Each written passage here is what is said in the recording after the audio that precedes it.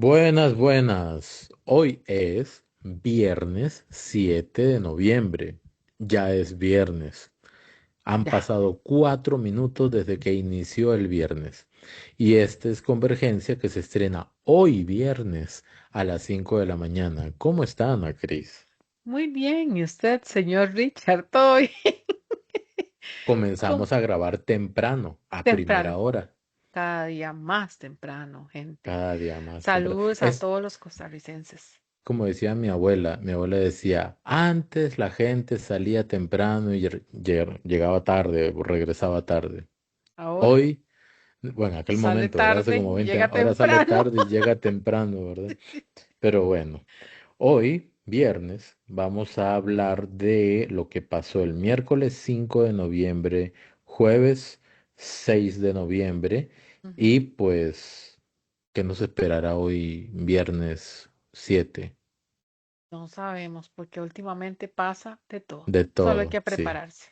exactamente. Entonces, comencemos, Ana Cris, solamente que antes de comenzar con la agenda, Ajá, queremos hacer un anuncio. para que vean. Publicidad no pagada. Este es el perfil de Frank Cordero. Me imagino que muchos lo siguen en Facebook. Si no lo siguen, síganlo. Hey, Fran. Frank es especialista en salud óptica, porque no sé si es optometrista, oftalmólogo. Yo sé que él es profesional en la salud Ajá, óptica, ocular, ¿verdad? Espero no equivocarme. Entonces, resulta que Frank ha sacado, junto con Despertar Ciudadano CR, una serie de reportajes, porque son reportajes de calidad y rigurosidad periodística sobre la historia del PAC y la estafa al Tribunal Supremo de Elecciones, pero no solamente lo que pasó, sino todo lo que sucedió, todo el contexto, todos los involucrados, los documentos, las declaraciones, el intento, spoiler, el intento del PAC de en algún momento, a lo interno del PAC, eh, se habló de cambiar el nombre del partido para no pagar la deuda, por ejemplo. Y ajá. todo eso está plasmado en los dos reportajes. Este es el primero, ese de camiseta azul es el primero que lo publicó Frank ayer, no, antier, perdón, ese es. Ayer, ¿qué fue? Jueves, a las Ayer 7 de la fue mañana. El de camiseta blanca, blanca, ¿qué me camiseta pasa? azul, El de camiseta azul, ¿verdad? Es el primer video que se publicó. miércoles, El, ajá. correcto. El día jueves, ayer, se publicó en el que sale Frank de gabacha. Esto es una Ujú. gabacha, ¿verdad? Color negro. Y ahí explican en detalle, Frank, junto con Despertar Ciudadano CR, toda la historia de lo que pasó alrededor del tema del PAC. Y es sumamente interesante. Usted ya lo vio, Ana Cris, me imagino. Sí, claro que sí. Estoy ahí ¿Cuál es su pendiente opinión? viendo. Excelente porque ambos trabajan de forma van de la mano. Es decir, porque Gary, Despertar Ciudadano, lo conozco porque en otro periodo de nuestra vida trabajamos con muchas investigaciones. Gary siempre ha hecho ese trabajo, entonces todo mi crédito para él. Lo hace acuciosamente, es una persona muy acuciosa, muy detallista. Entonces, la obtención de ese material digital, porque muchas veces los documentos están en la red, pero el trabajo de ir a buscarlos, ¿verdad? Es un trabajo que hay que darse el tiempo porque hay que verificar muchas comisiones y algunas son de 3 horas o más. Entonces, ese trabajo de un extracto específico donde se hable algo específico que sirva para poner en contexto un reportaje y dárselos a ustedes, yo les doy mucho el crédito y ojalá que muchos valoren este trabajo que ambos están haciendo y que probablemente puedan venir cosas de diferentes compañeros o inclusive de nosotros mismos. Vamos a ver qué pasa, pero está muy interesante el trabajo. Hay está muy completo porque inclusive hablan de la comisión. Hubo una comisión especial específicamente ahí en la Asamblea Legislativa que discutió todo lo que tuvo que ver con esto. Y recuerden que ahí hubieron diferentes personajes que fueron a presentar pues testimonio al respecto y pues dieron muchos detalles sobre los diferentes preguntas que hicieron perdón, hubo hubo varias exposiciones de testimonios de los diferentes diputados. Entonces, con esto es para darle el crédito a todo el trabajo que están haciendo los compañeros y pues por supuesto invitarlos a que puedan verlo. Muy pronto vamos a hacer también el trabajo de traerlo a YouTube para que ustedes también puedan verlo acá en YouTube. Entonces, invitarlos a que puedan verlo. Está Sí, muy, pero muy bueno. yo quisiera agregar que desde el punto de vista periodístico, evidentemente, no solo los periodistas pueden hacer periodismo. Hay periodistas buenísimos, titulados. Hay personas con mucho talento en comunicación que pueden hacer un trabajo a la altura de la calidad periodística, ¿verdad? Que se requiere. Y también como hay periodistas súper recontratitulados, ¿verdad? Con posgrados en periodismo y todo, que lo que hacen es confundir deliberadamente a la gente. Entonces, el trabajo que están haciendo Gary de Despertar Ciudadano CR con Frank Cordero es un trabajo verdaderamente elogiable, ¿ok? De reconocer. Entonces lo pueden ver en las redes de Frank. Yo también lo compartí en mi Mi Facebook, Facebook. Ujú. en mi muro, y me imagino que Ana Cris también. También, ahí Entonces, está. para que lo puedan ver, la recomendación de esta semana. Así es. Buena información, se las dejamos para que ustedes, pues empapen más y si tienen el gusto de verlo, los invitamos. Exactamente. Pero vamos a comenzar con lo que pasó el miércoles en la conferencia de prensa. Entonces, por favor, Ana Cris, contexto.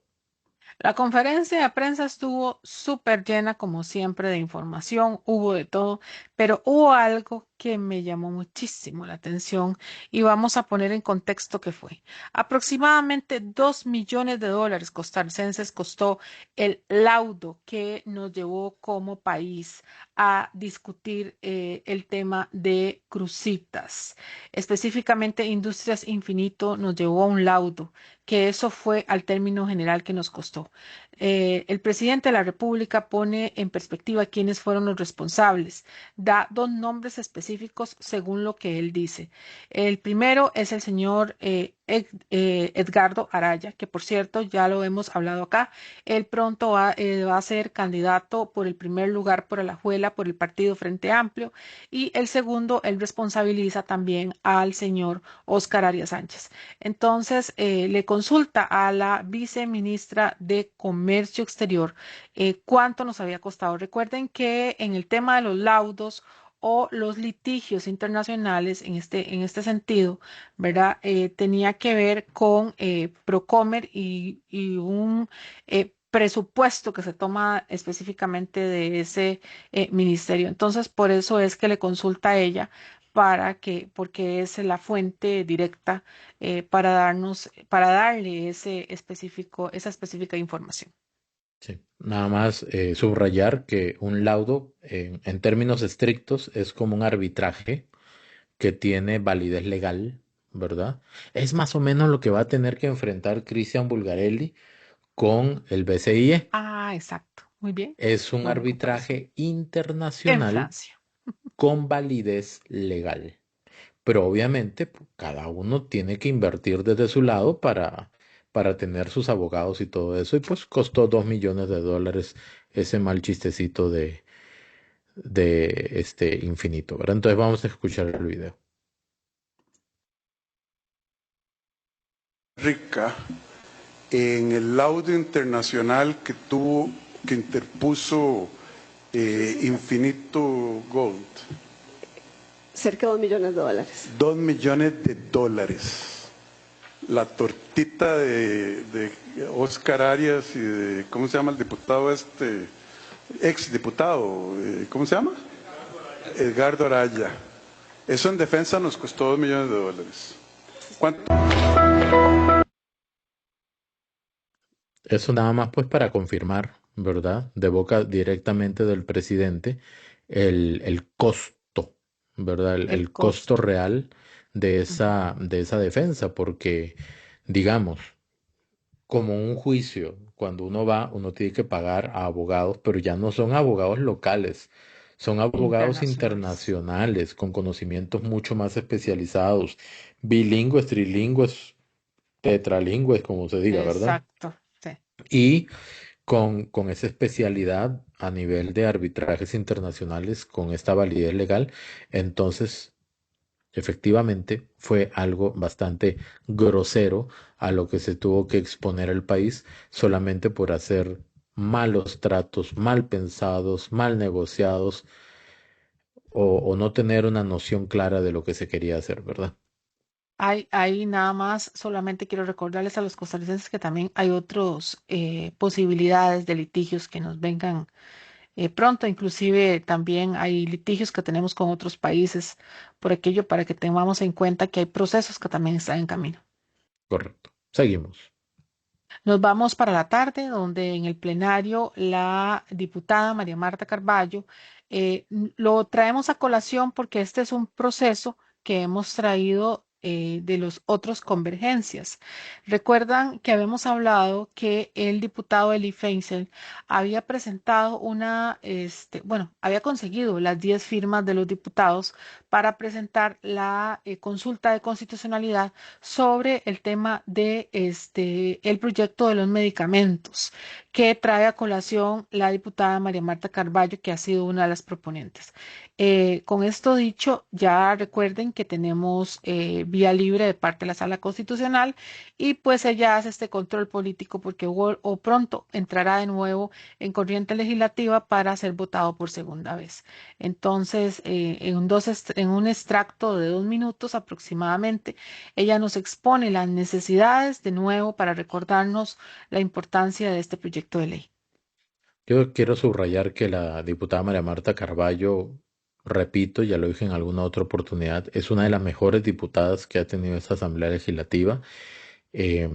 Sus participaciones son vehementes, son directas, claras, muy bien fundamentadas. En lo que respecta a la caja y a medicamentos, ha tenido un desempeño revolucionario, impecable.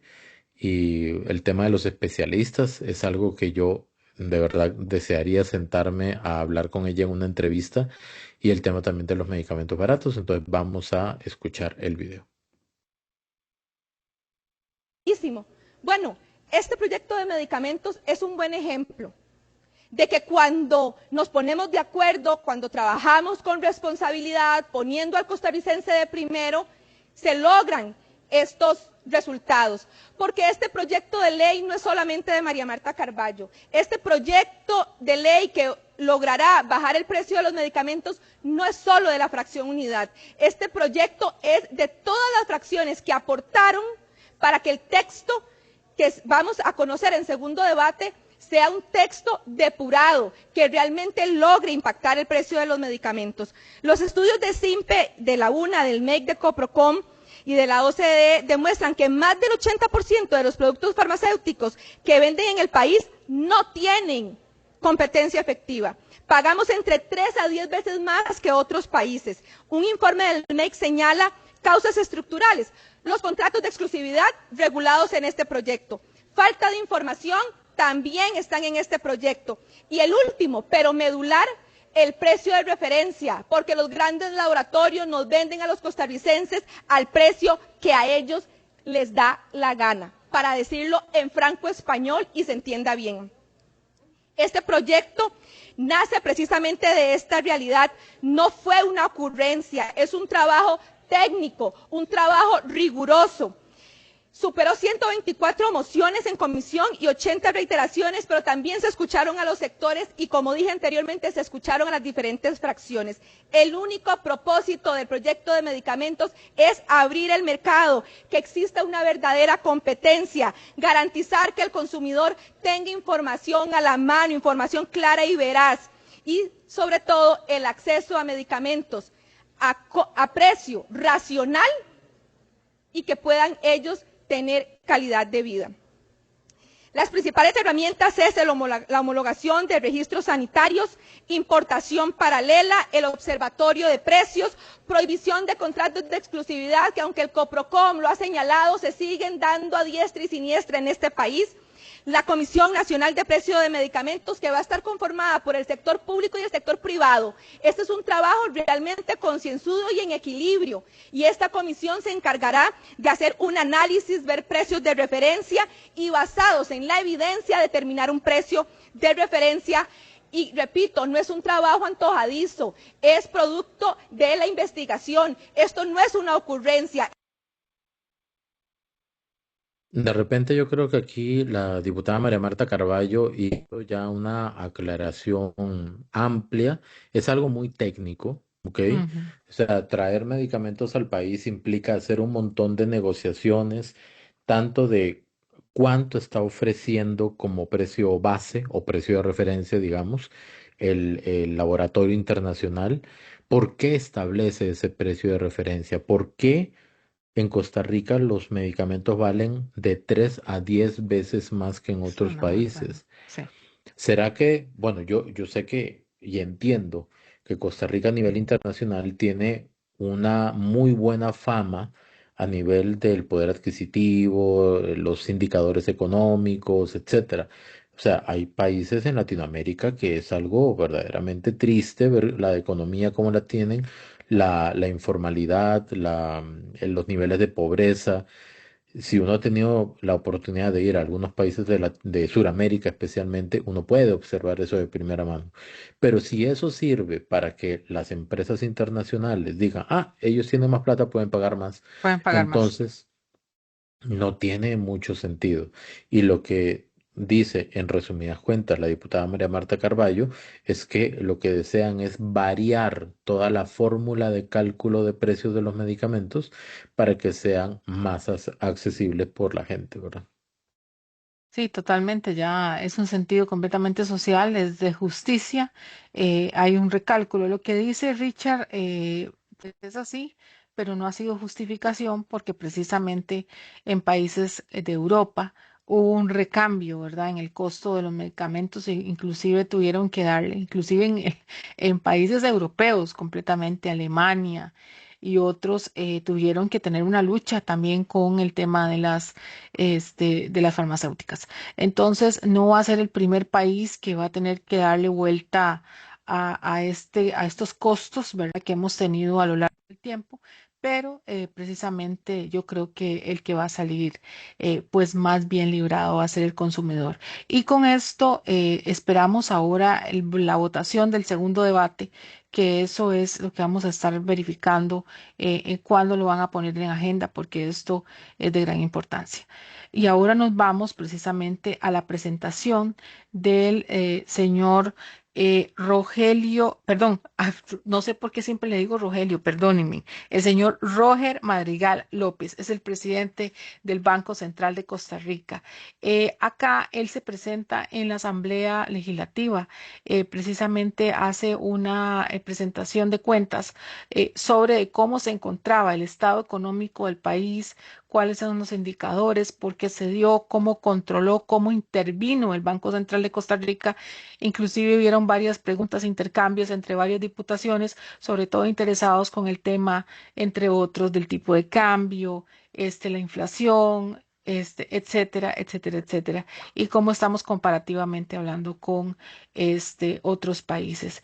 Veamos este video de la señora Pilar Cisneros Gallo, que nos ilustra precisamente cuáles son algunas de las conclusiones del señor presidente del Banco Central de Costa Rica. Vamos a ver. Solo buenas noticias costarricenses. Usted sabe la maravilla de recibir aquí al presidente del Banco Central de Costa Rica, Roger Madrigal, para que nos diga solo cosas buenas. Sigue bajando la tasa de desempleo. Más compatriotas tienen hoy un buen trabajo y eso es una noticia para celebrar. Pero además, nuestra economía crecerá más de lo esperado, 4.2%. Vuelan las exportaciones. vuela la inversión extranjera directa. En eso hemos roto récords año tras año tras año. La tasa de interés, cuando nosotros entramos al gobierno, estaba en un 9%, hoy está en un 3.5%. Y así, por ejemplo, hemos logrado aumentar nuestras reservas internacionales, 16.000 millones de dólares, y la recibimos en menos de 3.000 millones. ¿Esto qué quiere decir, costarricense? Que si la economía está bien, el país está bien. Si el país está bien, usted y su familia está bien. Y créanme que es cierto lo que dice el presidente Chávez, lo mejor está por venir. Solo buenas noticias. Yo en muchas ocasiones he tenido discusiones respetuosas con personas cuando les digo que al final de cuentas para gobernar un país todo parte de la plata, Ujú. ¿verdad? Y entonces algunas personas me dicen, no, ¿cómo se le ocurre? ¿Cómo va a decir eso? Si aquí lo más importante es la parte social, la gente, la educación, la salud, ¿verdad? La plata no lo es todo. Y digo, no, yo estoy de acuerdo que eso es lo más importante, pero yo lo que digo es de que todo parte de tener plata. ¿Por qué? Porque si usted quiere invertir en educación, necesita plata, por eso se Ujú. llama invertir. Si usted quiere tener mejores servicios de salud, se ocupa plata para contratar gente, para ampliar servicios, para comprar aparatos médicos, para construir hospitales. ¿Qué dije? Salud, educación. Salud, educación, social, En la parte social, si infraestructura. usted quiere hacer viviendas de bien social, sacar a las personas de precarios para que puedan vivir de una manera mejor, ¿verdad? Cumpliendo ciertos requisitos y estándares, entonces, bien, pero se ocupa plata. Nadie regala el cemento, la varilla, nada, nada se regala. Entonces, cuando un país mejora sus números, un país está trabajando realmente en derechos humanos. Y no solamente mejorar sus números, sino administrarlos correctamente, en bien de la población, no de los bolsillos de pocos. No, bueno, siempre ha sido mi opinión, ¿verdad? Si no se tiene el dinero, no se puede hacer nada. Y el equilibrio económico es la llave para que nosotros como país estemos más ordenados. Si tenemos el presupuesto para todo, ¿cómo no tomarlo en cuenta como un indicador para poder hacer cada uno de los proyectos que tiene que hacer Costa Rica?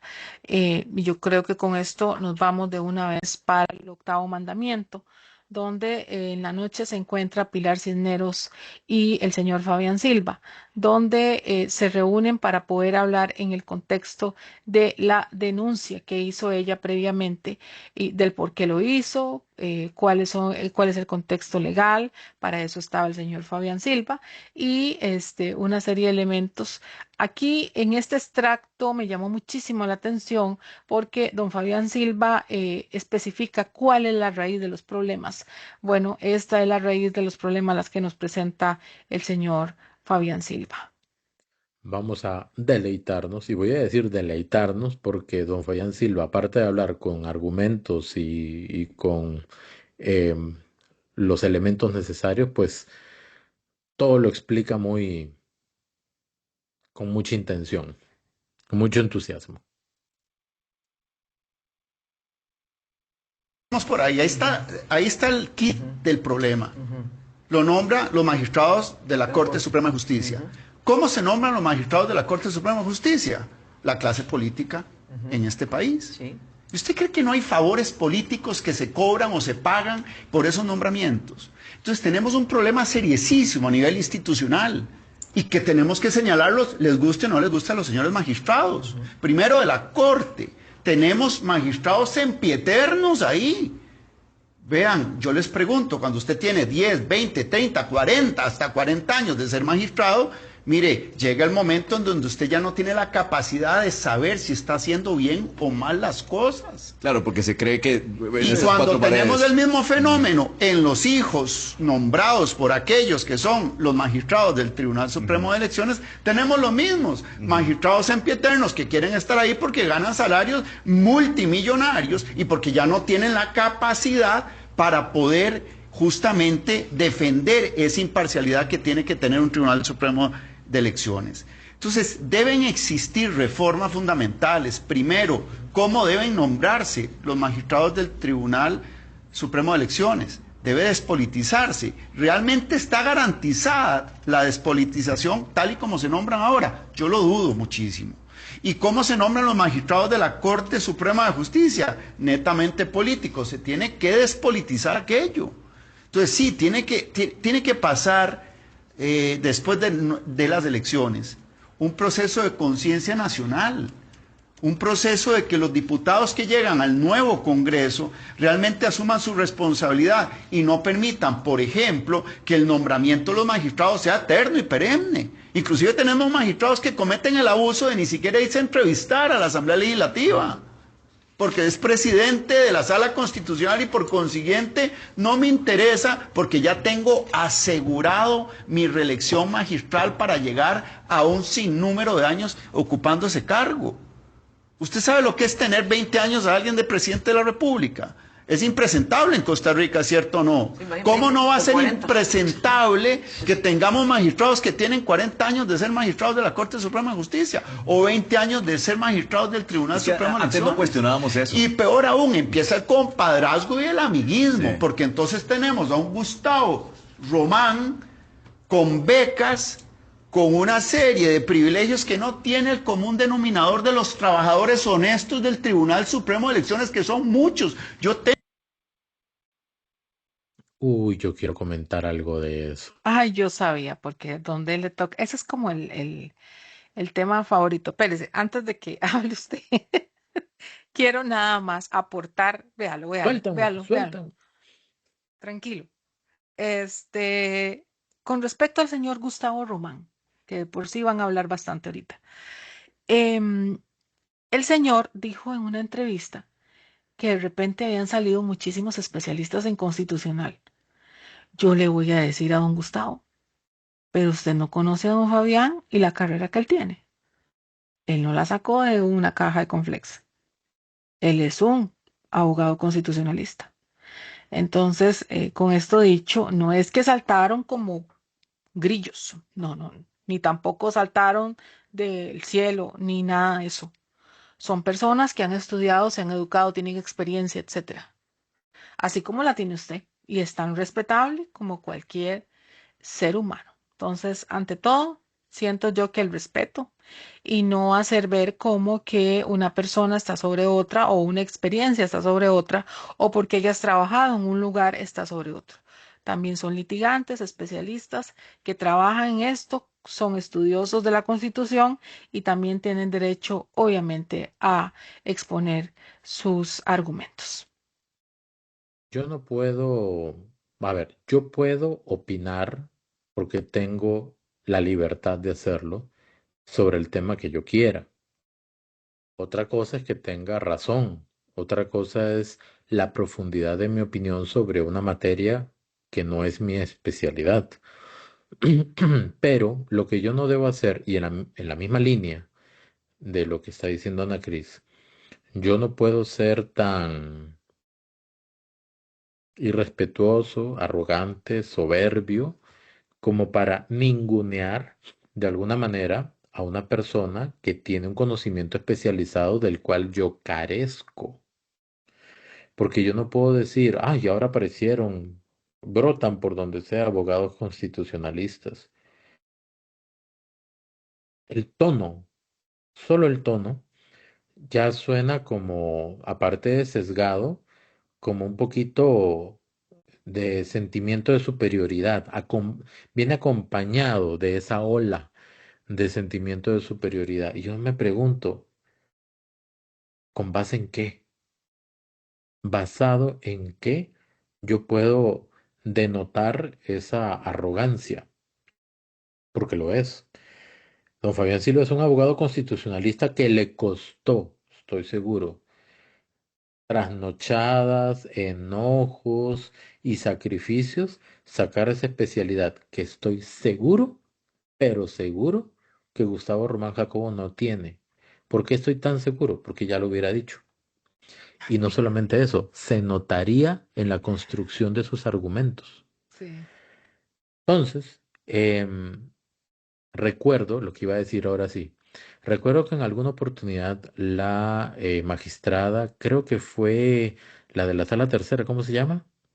Patricia Solano. Patricia Solano, creo que fue, quien dijo Ujú, en una reunión en la Corte Plena, donde están los 22 magistrados, perdón, se me ujú. está trabando la lengua ahí, dijo que el Tribunal Supremo de Elecciones había tenido una muy buena experiencia preparando a alguien en comunicación y política, y que lo mandaron a España a prepararse incluso, ¿verdad? Y que les ha dado muy buenos resultados.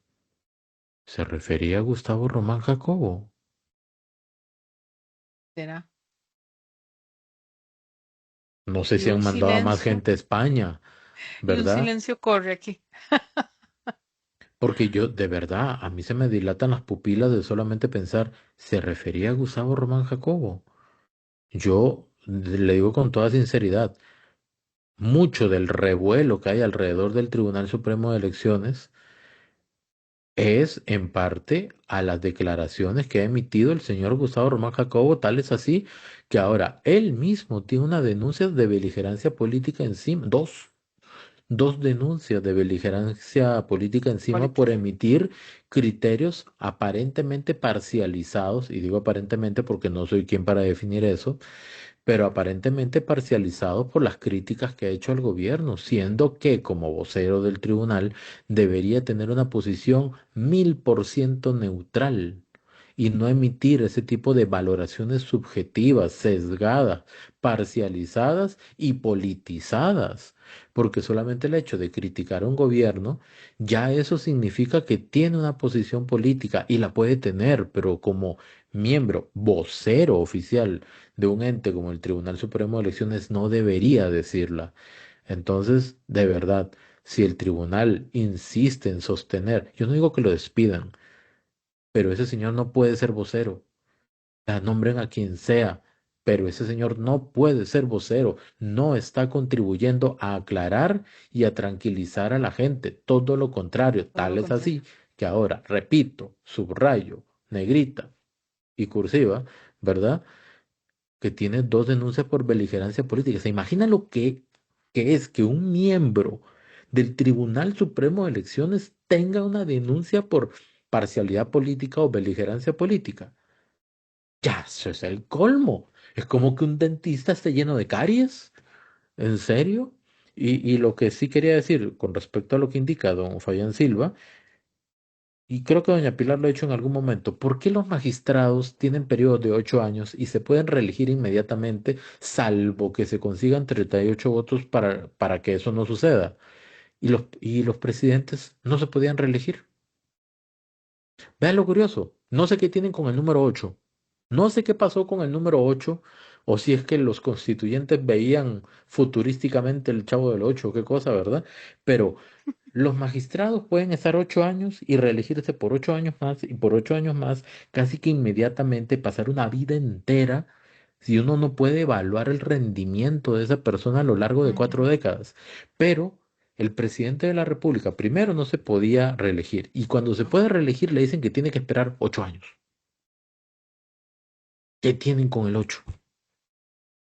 ¿Qué tiene de especial el 8? No entiendo. Entonces, ¿no es que todos somos iguales? ¿No es que no hay ticos con corona? Y tenemos magistrados eternos, mientras que los presidentes, que sí son elegidos por el pueblo, porque a los magistrados no los elige el pueblo. Sí, sí, que los eligen los diputados que van en representación del pueblo, sí, pero no es la misma cosa, ¿ok? Entonces, los magistrados sí pueden y el presidente no. Como que la cancha no está igual de pareja para todos. Un desequilibrio, definitivamente. Y nos vamos ahora con la Comisión de Asuntos Sociales costarricenses.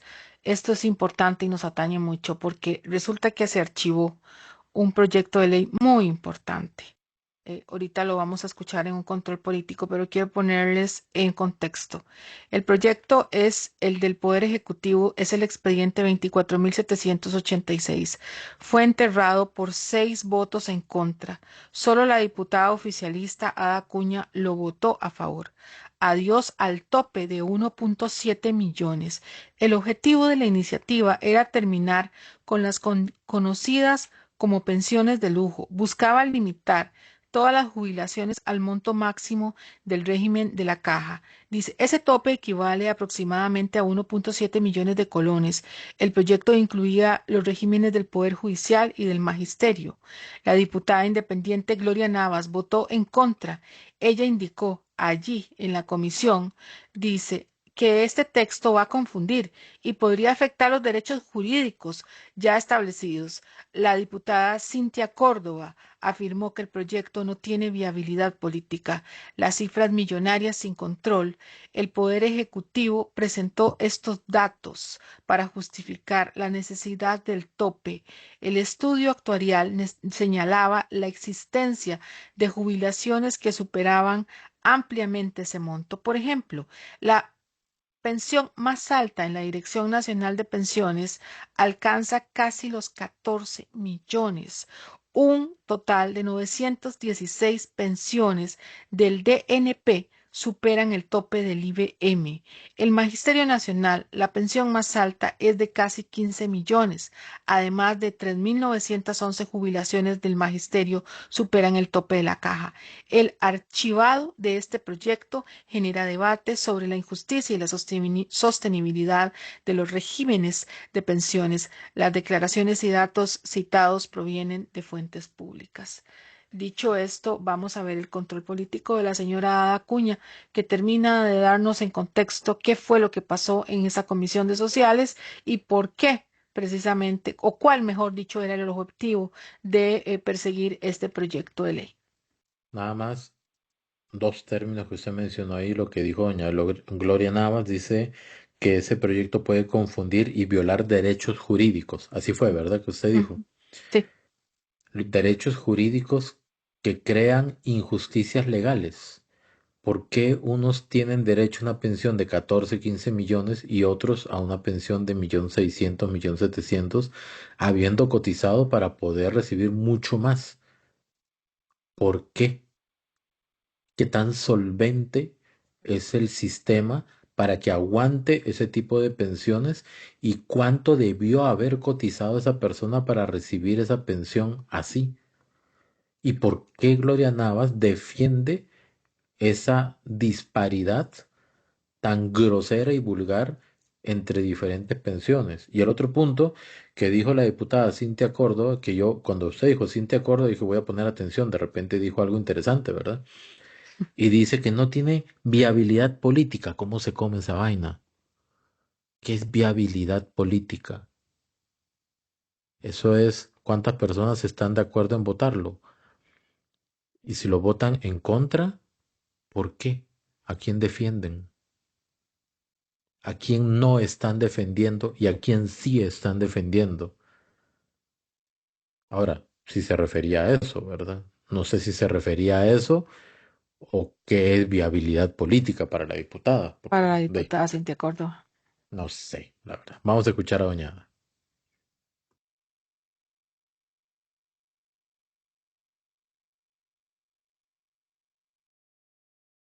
Vamos de vuelta porque no le puse el audio.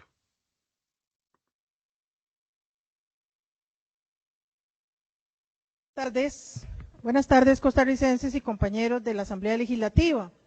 Hoy quisiera hablar sobre un proyecto de ley que estuvo en la Comisión de Sociales y que se llamó Luchando por la Justicia del Sistema de Pensiones del Sector Público. Ese título y ese nombre tenía el expediente 24.786, el cual se votó de forma negativa.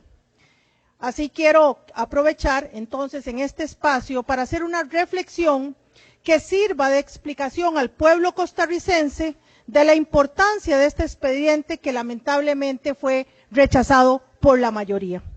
Pero ¿por qué surgió este proyecto de ley? Bueno, básicamente porque era necesario hacer un análisis comparativo de las pensiones del régimen de invalidez, vejez y muerte, para que luego poder determinar el porcentaje de cotización que tendrían que haber aportado el régimen del Poder Judicial y del Magisterio, para tener derecho a los beneficios que le fueron otorgados. Y esto para determinar un tope, cada uno de ellos, y ciertamente determinar cuál sería el ahorro producto de implementar este proyecto de ley. La propia Contraloría General de la República en muchas ocasiones ha señalado la problemática de las pensiones con cargo al presupuesto nacional en relación con su desfinanciamiento e inequidad. Y así señaló también la urgente necesidad de revisar y de ajustar los distintos regímenes de las pensiones a una realidad demográfica y de las finanzas públicas de nuestro país. Con ese propósito es para resguardar la sostenibilidad y la equidad actual e intergeneracional. Sin embargo, hemos concluido que sí, efectivamente, hay una afectación a las finanzas públicas y, por supuesto, surge la pregunta si todavía existen o no pensiones de lujo. A partir de un estudio actuarial presentado, el mismo Departamento de Servicios Técnicos señala y evidencia la magnitud del universo afectado.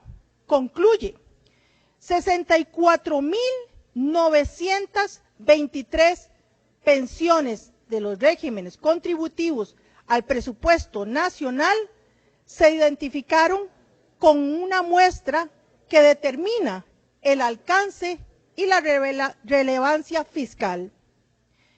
Ese estudio determinó que alrededor de 5.569 casos supera el tope sin postergación del IBM. Ya esto entra pues, en una temática muy técnica, ¿verdad? Técnica. Pero voy a rescatar solamente una cosa que dijo la diputada Dacuña. Bueno, primero que todo, Ana Cris hizo una introducción bastante clara de cuál es el entorno, el contexto en el que se desenvuelve esta propuesta. Dice la diputada Dacuña que hay pensiones con cargo al presupuesto nacional. ¿Eso qué significa? Significa que el costalito o la bolsita donde se fue aportando y aportando y aportando para luego recibir una pensión de un porcentaje del salario, ¿verdad? Porque no es que se pueda recibir el 100%, al menos no para el mortal común, sino que un porcentaje del salario, de los últimos salarios reportados. ¿Qué es lo que sucede? Que si uno va sacando ese canasto, sacando, con esos niveles de pensiones de 15, 14 millones, tarde o temprano, eso se va a gastar. Cuando se gaste, adivinen de dónde va a salir la plata. Del presupuesto nacional. No es del ahorro que se hizo para esa pensión, sino del presupuesto nacional. Es decir, de los impuestos y la deuda que que el gobierno tiene que reunir para saber que cuenta con lo necesario para sobrevivir un año. Y eso significa de que sería como qué, como alquilar un barrio completo, un grupo de edificios que nunca va a utilizar porque no es algo material, pero de manera no solo permanente, sino creciente, porque cada vez van a ser menos las personas que van a poder recibir su pensión y van a tener que recibirla directamente del Estado, es decir, de lo que pagan de impuestos Ana Cris, el esposo, yo, mis vecinos, amigos, etcétera. Ok, perfecto. Nos vamos ahora para la entrevista de la señora Marta Eugenia Esquivel. Vamos a poner en contexto esta entrevista donde ella está haciendo una propuesta de para qué quiere ser diputada y específicamente hablándole a los heredianos. Recordemos que Marta Eugenia Esquivel es el primer lugar por Heredia y ella en esta entrevista pues hace una pequeña alusión del por qué quiere ser diputada y algunos temitas que tenían que ver con este por qué quiere ser precisamente diputada. Listo, vamos a escuchar. Costa general, ¿no? Y Claramente. yo realmente creo que una de las misiones principales, no solo mía, sino de todo el grupo de diputados por Heredia y todos los 57 que vamos por el país, es recuperar las instituciones que tiene Costa Rica y que sean verdaderamente instituciones al servicio de los ciudadanos. Ese ha sido el norte nuestro desde hace 3 años. Hay muchísimos proyectos de ley a nivel de reformas institucionales para mejorar nuestra calidad de vida, pero a nivel de Heredia, sin lugar a dudas, tenemos mucho que trabajar. Mucho que trabajar. Linderos, es increíble, linderos que llevan algunos cantones y provincias, son problemas provinciales, pero que afectan directamente a los cantones, que llevan años, 50, 60 años luchando por algo que no es complejo para la Asamblea Legislativa, pero afecta terriblemente a las comunidades. Y estoy hablando de San Vicente de Belén, estoy hablando de algunas comunidades de Santa Bárbara de Heredia, que verdaderamente uno los escucha y uno dice, Dios mío, ¿cómo perdimos este país? Así que dentro de todos estos temas, mejorar la movilidad para efecto de Heredia, la radial, que se debe dejar ya los estudios de prefactibilidad, buscar los recursos, porque eso sí tiene que ser un tema de los diputados, buscar los recursos para mejorar la vialidad. Heredia tiene un seriosísimo problema en materia de congestión vial. Usted para llegar de San Francisco de Heredia a San Rafael, estando cerquita, dura 40, 50 minutos, lo cual es un exceso. Imagínese llegar a San José. Oh, no, es una pesadilla. Sigue siendo. Sí.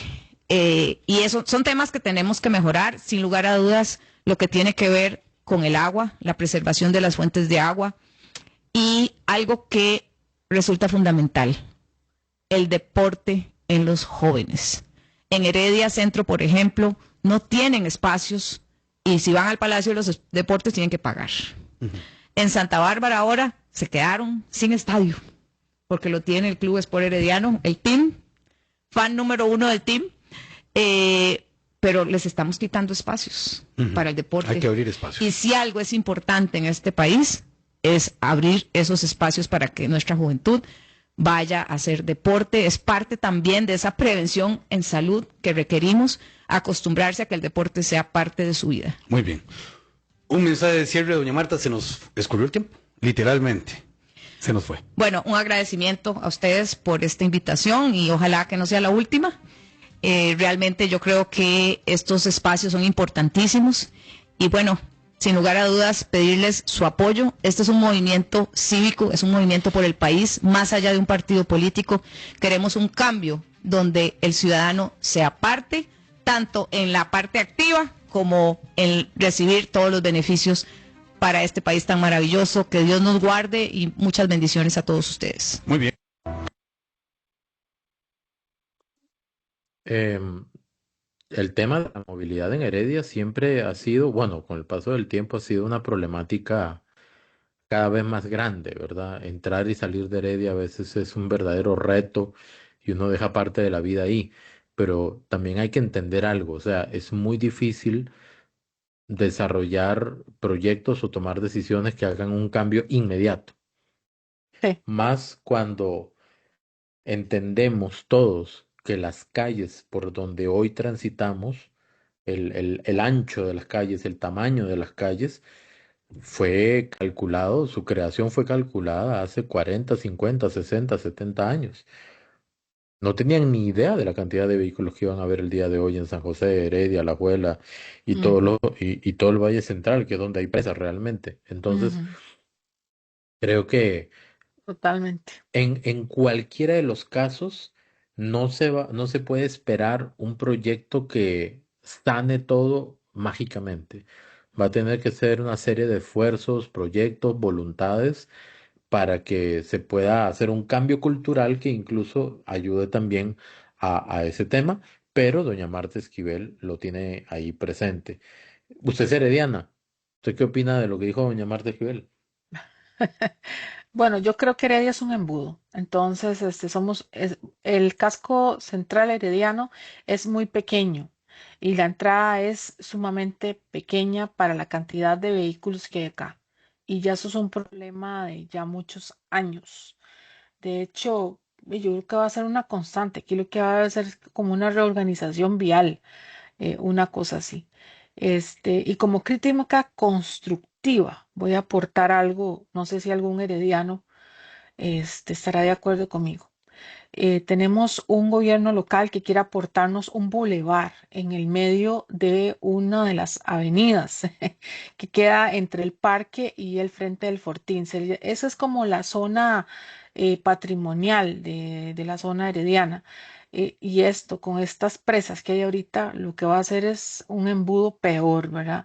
Hay mucha gente que está en contra de eso. Yo lo que aporto es que desde mi lógica como ciudadana, me parece que esto no va a aportar gran cosa a la gran cantidad de vehículos que hay ahorita. Heredia tiene muchos problemas en el tema de agua y otros, pero yo creo que afortunadamente tenemos por ahí a Marta y a Juan Manuel y otras diputaciones que también están aportando. Por cierto, hoy hubo precisamente, bueno, no, ayer, perdón, en Amelia Rueda hubo una conversación precisamente de varias diputaciones de Heredia, así que se las recomiendo, vayan y búsquenla. No se las puse porque salió mal ahí algo en una edición, entonces el que guste ir a verlo está en Amelia Rueda para si tiene algún herediano interés de ver las diferentes diputaciones y ver qué opciones hay. Pero sí, en general, vamos a ver qué pasa con todos los problemas heredianos y sobre todo los de nivel nacional que necesitan pronta solución. Yo, la verdad, en un centro de un cantón tan altamente transitado como Heredia, donde se ocupan más calles y más anchas, quitar una calle para hacer un Quitar bulevar una calle, Richard. no tiene como que mucha lógica, la No, verdad. no hay Pero lógica. bueno, hay motivos siempre detrás de las decisiones. Hay que saber cuál es el motivo. ¿Cuál será el motivo? Me gustaría a mí Exacto. saberlo, sí, también. Y nos vamos ahora con la siguiente entrevista que fue la señora Laura Fernández, que estuvo en el programa Por Tres Razones, me perdonan que otra vez quedó pequeño, donde hablaron de un tema, de un tema específico, con la señora Evelyn Fashler. Por cierto, la entrevista estuvo muy interesante. El que quiera ir a verlo lo puede ir ahí a ver en YouTube y si no, pues ahí también en mi Facebook yo lo compartí.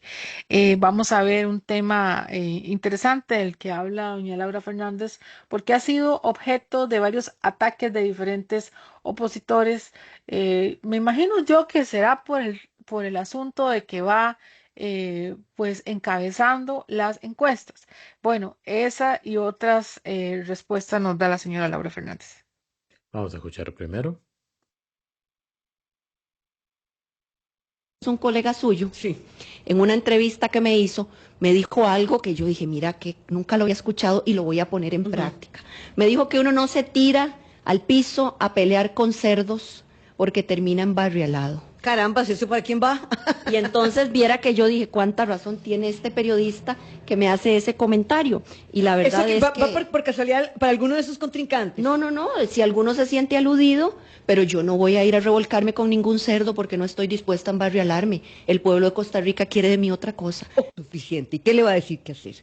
¿Qué responde usted a ese ataque, a ese señalamiento constante? Mire, si yo me dedicara a contestarle todas las sandeces que Natalia Díaz dice, Luis Amador, el otro señor, la otra señora, no tendría tiempo para trabajar. Le voy a decir algo, el pueblo de Costa Rica hoy está requiriendo de política de altura, de propuestas, de planes, de programas, de proyectos, de gente que quiera escuchar y resolver. Y eso es en lo que yo estoy concentrada. Ahora bien, hay ataques que son absolutamente mentiras, hay audios creados con inteligencia artificial que son completamente falsos, hasta es que perder. Y sobre el tema que me dice de que si yo soy una marioneta del presidente Chávez. Con respeto se lo digo, ¿verdad? Sí. Porque de verdad que a todos les he dicho, los que han pasado por aquí, lo que se dice de ellos, Claro. lo que no se dice. Claro, vea, lo primero que le voy a decir es que don Rodrigo Chávez y yo somos personas diferentes. Yo tendría que crecer 3 cabezas y salirme barba para parecerme a Rodrigo Chávez. El presidente Chávez y yo tenemos una visión compartida de lo que queremos para Costa Rica. Tenemos una visión compartida de a dónde queremos llevar y cómo queremos resolver los problemas públicos de Costa Rica. El presidente Rodrigo Chávez, después de entrevistarme, me dio el cargo de ministra de Planificación. Adicionalmente, después me dio el recargo de ministra de la Presidencia. Y adicionalmente, como si eso fuera poco, ser ministra de 2 cosas, me nombró delante de todos mis compañeros, ministros y presidentes ejecutivos, como la jefe de su gabinete, la primera persona en la cual el presidente Chávez dio esa responsabilidad. Entonces, las personas que quieren atacarme diciendo que yo soy una marioneta del presidente Chávez, no, señores, yo lo que soy es una persona servidora de este país que con valentía, con ánimo, con entusiasmo, con capacidad asumido al lado del presidente muchos de los retos que tiene Costa Rica. ¿O usted por qué cree que doña Pilar Cisneros camina conmigo en las giras en esta campaña? ¿O por qué usted cree que yo fui quien tomó la estafeta del presidente Chávez? Yo sé que eso le duele a otros candidatos que también estuvieron en el gabinete y que salieron por la puerta de atrás, pero bueno, aquí se trata de servir a Costa Rica de la mejor manera posible y yo no voy a caer en la trampa ni en la tentación de estar invirtiendo recursos. Ana Cris, antes de comentarlo, nada más rapidito, ¿verdad? Así en 30 segundos. Hace pocos minutos salió bueno, pocas horas, ya tarde, salió esta noticia en televisión. El comando de campaña del candidato del PLN, Álvaro Ramos, hace cambios para enderezar el rumbo. Yo no sé cómo van a hacer para enderezar ese rumbo, ¿verdad? Y dice que Álvaro Ramírez deja la jefatura de campaña y su puesto lo asume el amigo íntimo de Ramos, César Rodríguez. Si este señor salió de la jefatura de campaña es porque se dieron cuenta que la campaña no va ni para adelante ni para atrás, ¿verdad? Como dice la canción, para adelante, para atrás, para Por adelante, para atrás. cierto, para poner en contexto, Álvaro Ramírez es el primer lugar por San José Exacto. de el Partido de Liberación Nacional, para que, por cierto, estuvo hace poco con Nogui y la señora Gordienko como una especie de intercambio y una reunión de palabras para los primeros lugares por San José. Solo para que la gente ponérselos en contexto. Ahí está el señor Álvaro. Sí, Bueno, y y esa esa es la nueva decisión, información. ok. Casi a las 10 de la noche sale esa nota en La Ujú. Nación, ¿verdad? De ayer jueves. Y dice el candidato presidencial, Álvaro Ramos, cambió su jefatura de campaña. Ahora es César Rodríguez Barrantes, educador con formación en Derecho y Comunicación. El 16 de octubre, el profesional publicó en Facebook que en 2 semanas dejaría su colegio, donde daba clases, me imagino, y su vida tranquila en las montañas de Ojancha, en Guanacaste. Y aquí está el señor, ¿verdad? Bastante grandote, por cierto. Este, y no he dicho nada malo, ¿ah? Nada más digo que es No, no, alto. no, no, Bueno. nada que ver, nada que ver. Y pues bueno, yo honestamente no sé, la verdad, esas decisiones, pero ya eso es cuestión de don Álvaro Ramos. Nada más como para mencionarlo, porque eso Como acaba última de hora salir, para que ¿verdad? lo tengan en cuenta esa información presente, porque es parte también de la política. Y con Exacto. respecto a doña Laura Fernández. Ahora sí, vamos a ver con doña Laura. Yo tengo 3 puntitos nada más. Ujú, Dice, número 1, no revolcarse con cerdos porque uno termina todo lleno de barro, ¿verdad? Palabras ujú, más, palabras menos. ujú. ¿Sabe qué es lo que pasa? Hay debates que según el lugar y el gremio que los convoque pueden tener temáticas altamente sesgadas, ¿ok? ¿Y eso qué significa? Que van a tratar de girar la conversación hacia determinados temas que no necesariamente pueden ser prioritarios a nivel nacional. Ujú.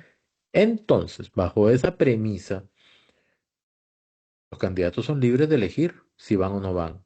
Están habiendo algunos debates en este momento, en estos días, y hay varios que van ahí. ¿Por qué van? Porque ocupan hablar, que los escuchen y ver si Ajá, suben en las encuestas, sí, porque la única que está arriba es doña Laura. es Laura, sí.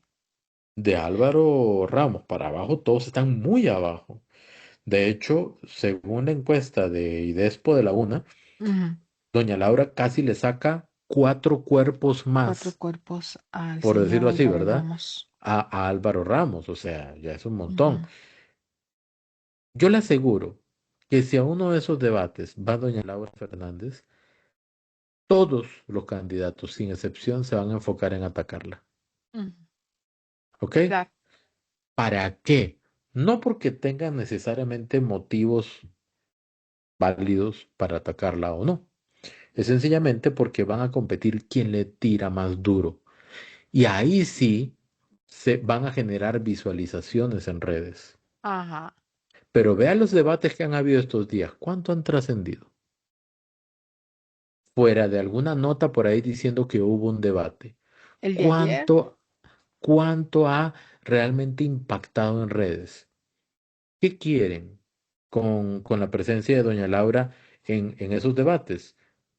Es agarrarse del más alto para ver cómo me le guindo y me hago notorio entre la gran batalla de enanos que hay ahí. Ujú. Y digo esto, de la guerra de enanos o la carrera de enanos, hago referencia a lo que dicen constantemente en el octavo mandamiento, ¿verdad? Una persona con mucha popularidad y un montón bajitos. De enanos Del punto bajitos. número uno. O sea, en otras palabras, se le quieren guindar a la popularidad. Y eso sería lo más normal desde la estrategia. Por eso reclaman que por qué no va doña Laura. Pero si doña Laura sigue subiendo las encuestas, tiene todo el derecho de escoger cuál es el debate al que quiere ir. ¿A qué De quiere ir? hecho, en esa entrevista dijo a cuáles debates iba a ir. Sí, Algunos de ellos, ¿verdad? sí, sí. Luego dice, bueno, voy a hacer una rápida inferencia. Eh, en la entrevista que tuvo Natalia Díaz en El Octavo Mandamiento, yo noté en Natalia Díaz una postura o una estrategia más bien de crítica directa con doña Laura, ¿verdad? Cuando dice, por ejemplo, que si doña Laura habla es un problema, que no pega una, creo que dijo, algo así, me parece, dijo que ella la llevó la recomendó al presidente. Bueno, esto último en realidad, cierto o verdad, ¿cuál es la intención de mencionarlo? La intención. No es que sea cierto o no, la Visibilizarse. intención, ¿ok? Pero bueno, el punto es el siguiente. Podrán decir lo que quieran, pero el presidente le dio a doña Laura no solamente el Ministerio de la Presidencia que tenía Natalia Díaz antes, se lo recargó además del Mideplan que ya tenía. Ajá. Y Y no también. contento el presidente, le aplicó además una tercera carga que era la jefatura del gabinete, Ajá. ¿verdad? Entonces, eso significa que doña Laura era la jefe de los ministros, la Ujú. ministra de Planificación y la ministra de la Presidencia. Ujú. Y de repente el presidente quería ver de qué estaba hecha, Tal vez, muy probablemente. ¿verdad?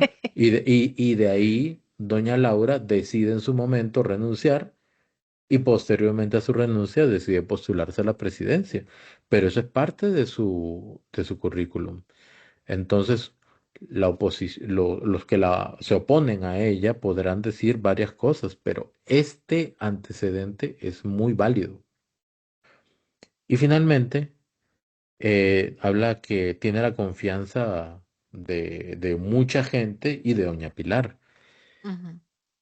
Y yo que he podido ir, bueno, Ana Cris también, a algunas giras para cubrir y ver el ambiente y todo eso, vemos, primero que todo, el respaldo que doña Pilar le está dando a doña Laura es enorme, enorme. Así que quienes digan, porque hay algunos que dicen, ¿verdad? No, que el verdadero rodriguismo está aquí, que no sé qué.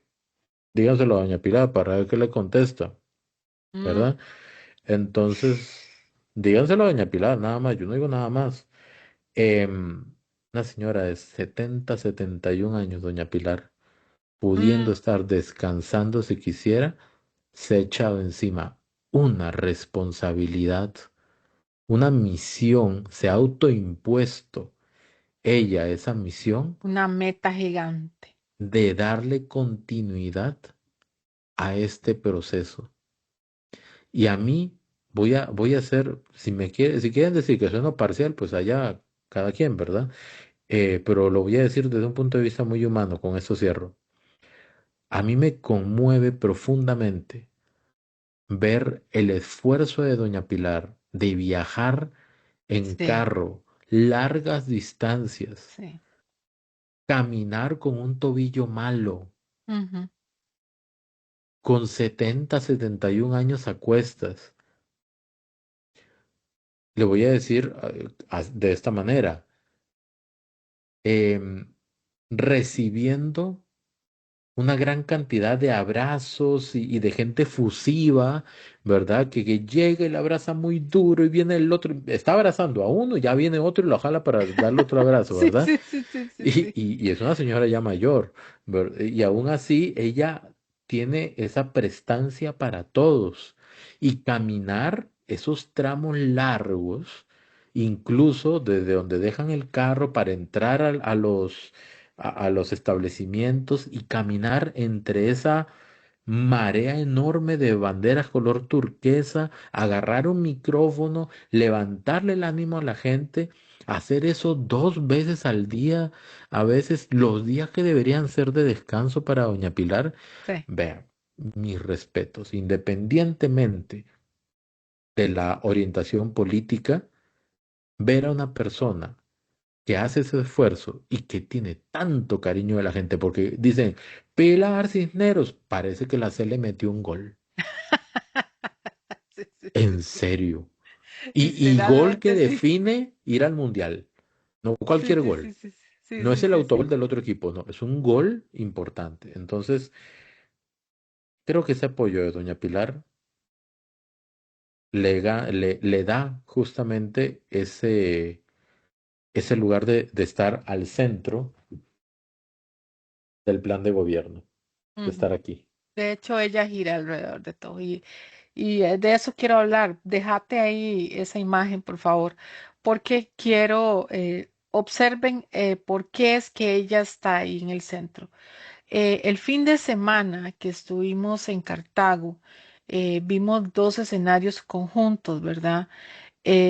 Fue Turrialba y fue Cartago. Ya me Vean, duele el brazo, ¿sigo? bueno, así ya, Gracias. ya puede bajarlo. ¿Por qué Pilar está en el centro? Pilar es la persona que lleva en sus hombros toda la responsabilidad, la auto decidió. Cuando ella dio el paso, costarricenses, de hablarle a usted de la injusticia de las pensiones de lujo, de tantas cosas que ella observaba a lo largo de tantos años que no cambiaban en este país, ella se lo autosubió en sus espaldas. Eso Es fue lo que que, hizo. Ana Cris, el Lo rodriguismo hizo. gira alrededor de don Rodrigo Chávez, Sí, sí, pero doña Pilar fue quien le puso agua y luz del sol ahí desde el está. inicio. El apoyo de ella fue fundamental. Entonces, el apoyo de ella, el banderazo, todo lo que se ha dado, estamos hablando del significado político, ¿verdad? En este momento, Pilar Senderos es un tractor político. Ella es un tsunami político. O sea, ella en sí ustedes la ven entrando a donde vaya. Ella, todo el mundo la conoce, todo el mundo sabe quién es, todo el mundo la respeta, desde el político más grande hasta el más pequeñito, Más desde allá, la todos los adoran. diputados, y exacto, y más que los diputados, el pueblo la ama, la respeta, ella se lo ha ganado, ella le dice la verdad a usted en las cámaras. Entonces, a mí me sorprendió muchísimo el fin de semana de las cosas que vi, es el fenómeno Pilar Cisneros. El fenómeno Pilar Cisneros es algo impresionante. Una cosa es Pilar Cisneros y otra cosa es sin Pilar Cisneros.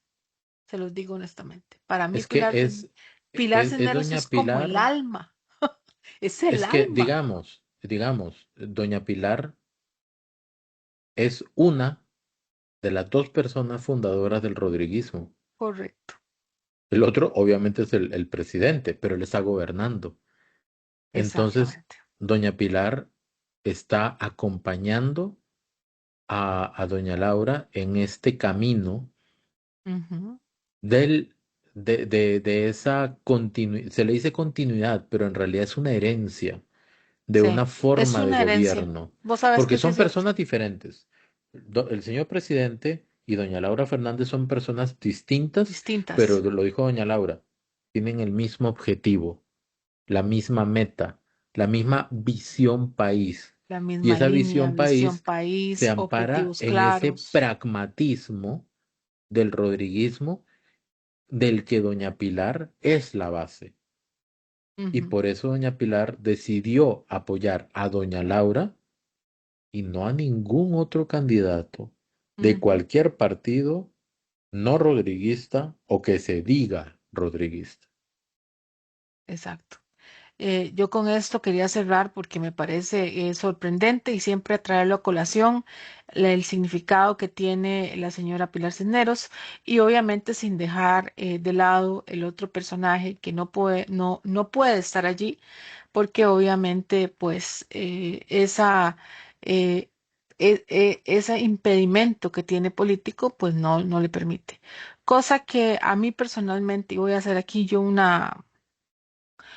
un comentario muy personal, y es que si sucede en otros países, ¿por qué no puede suceder aquí?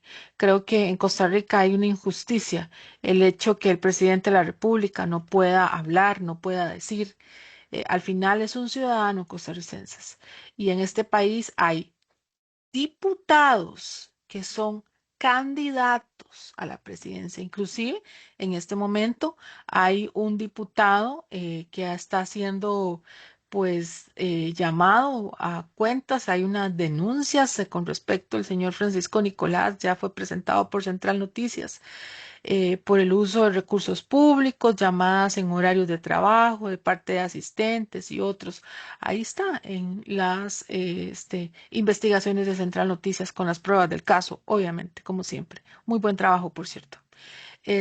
Y con esto vemos las diferentes situaciones que nosotros debemos como país eh, debemos de caminar hacia evitar que este tipo de cosas se siga dando, porque el uso de recursos en investigaciones como estas no debería darse en esto. Me parece a mí que es un desperdicio. Al final todos somos ciudadanos y todos tenemos derecho a elegir y también a ser elegidos. Muy bien, con eso estamos llegando entonces al final de este capítulo que duró un poquitito más de una De hora. una hora. Ujú. Poquitito, estamos siendo más eficientes. Cuando decimos Sí, eso nos sale de 2 horas y pico, pero ya fue como no, de una hora llevamos al señor y Ordóñez más sí, rápido. 1 hora y 12 minutos más o menos. Había una vez, yo recuerdo, no mentira. Ay, ya se quedó Bueno, contando el cuento. con esto vamos a cerrar entonces y nos estaríamos viendo en el programa del domingo que viene para ver Así qué es. ha pasado en estos días. Entonces, Ana Cris, como siempre, muchas gracias por llevar el pulso de la agenda. Vean el Facebook de Ana Cris, ha crecido mucho, hace como unas 40 publicaciones al día.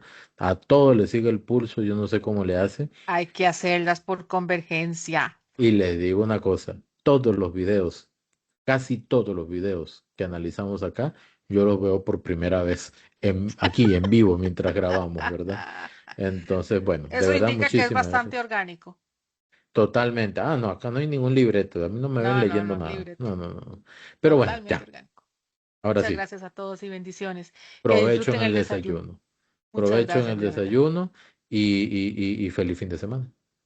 Feliz fin de semana. Nos vemos. Bye Chao, bye. chao, Adiós. Abrazo. chao, chao.